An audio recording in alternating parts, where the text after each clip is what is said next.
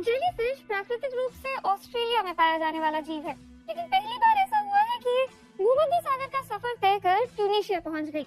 माना जाता है कि 2012 में किसी जहाज में सवार होकर यहाँ तक पहुंचे और अब इन जेलीफिश ने न केवल ट्यूनीशिया को अपना नया बसेरा बना लिया है, बल्कि यहाँ इनकी संख्या इतनी तेजी से बढ़ने लगी है कि लोगों की नाक में दम हो गया है।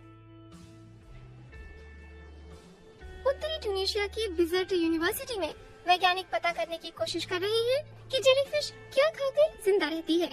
ट्यूनीशिया के इकोसिस्टम के लिए ये जीव खतरा हो सकते हैं। Beaucoup de méduses sont carnivores. कई जेलीफिश मांसाहारी होती हैं और कई प्लवकों को खाती हैं। सार्डिन, एंचोवी और अत्यंत छोटी मछलियां भी प्लवकों पर ही निर्भर होते हैं। इसका मतलब ये हुआ कि जेलीफिश समुद्र में उसी आहार के लिए अन्य जीवों से मुकाबला करती हैं। C'est de type d'organisme. मछुआरों को भी दिक्कतों का सामना करना पड़ रहा है।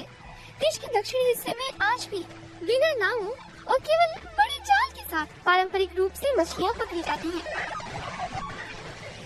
आज किस्मत अच्छी है, जाल में जेलीफिश कम और मछलियां ज्यादा आई हैं। वैज्ञानिक अब मछुआरों और उनके परिवारों के साथ मिलकर काम कर रहे हैं। पिछले 3 साल में जेलीफिश की नई नई किस्में देखने को मिली है और इनकी संख्या तेजी से बढ़ी है।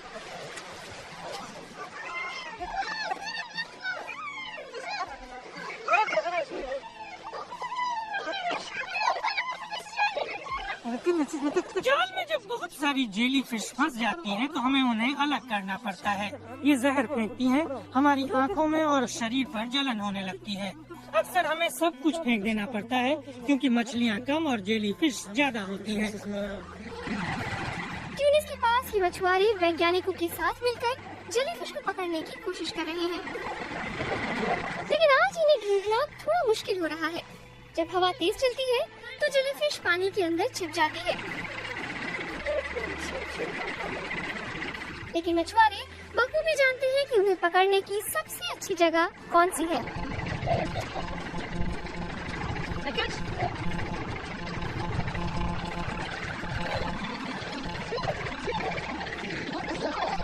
जेलीफिश की कुछ किस्में त्वचा को काफी ज्यादा नुकसान पहुंचा सकती हैं।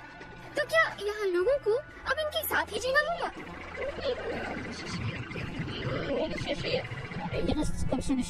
एक ही तरीका है कि लोग मछलियों का शिकार कम कर दें या इनका इस्तेमाल करना शुरू कर दें। इसलिए हमने एक प्रयोगशाला बनाई है जहां हम जेलीफिश के कोलेजन को अलग कर रहे हैं। जेलीफिश का इस्तेमाल ब्यूटी प्रोडक्ट्स बनाने के लिए किया जा सकता है। दुनिया भर में खास तौर से इसी के लिए जेलीफिश का शिकार किया जाता है। ट्यूनीशिया के लोग भी अब इसका फायदा उठाना चाहते हैं।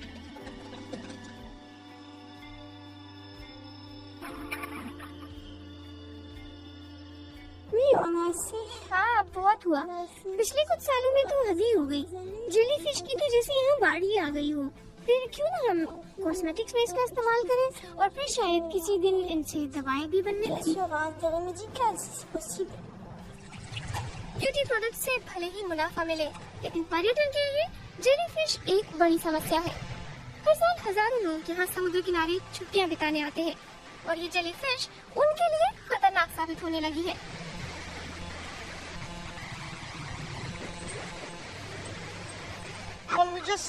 हमने तैरना शुरू ही किया था कि एक जेलीफिश ने मेरे बेटे पर हमला किया। यहाँ ये देखिए, इसने वहाँ और भी जेलीफिश देखी थी और मेरी बेटी को भी उसने काटा। दिखाओ कौन सी उंगली थी? ये वाली। ये देखिए। तो सच कहूँ तो ये हमारे लिए बहुत ही परेशान करने वाली बात है। हम 7 दिन से यहाँ हैं और हमने कई जेलीफिश देखी हैं। अक्सर सुबह में, लेकिन ज्यादातर ये दोपहर बाद दिखती हैं, 5 या 6 बजे। इसलिए वैज्ञानिक अब जाल बिछा रहे हैं। उनकी कोशिश है कि जिन इलाकों में लोग तैरते हैं वहाँ तक जेलीफिश ना पहुँचे, और वे पर्यटकों से उनके अनुभवों के बारे में भी पूछ रहे हैं। वे जगह जगह जाकर सैंपल ले रहे हैं ताकि चार्ट तैयार कर सकें और जेलीफिश की गिनती मुमकिन हो पाए।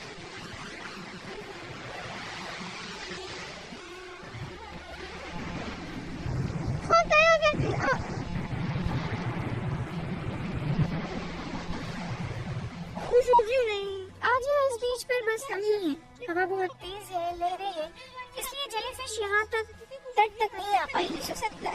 तो फिर उनके यहाँ ना होने की आपको खुशी है या दुख? विज्ञान की दृष्टि से देखूं तो ये बुरी खबर है, लेकिन पर्यटकों और मछुआरों की ये अच्छी खबर है। दिन ढल रहा है, पर्यटक अपने होटल लौट रहे हैं और वैज्ञानिक जाल बिछा सकते हैं ताकि सुबह जब पर्यटक यहाँ दोबारा आए तो उन्हें परेशान करने के लिए कोई जेलीफिश मौजूद न हो।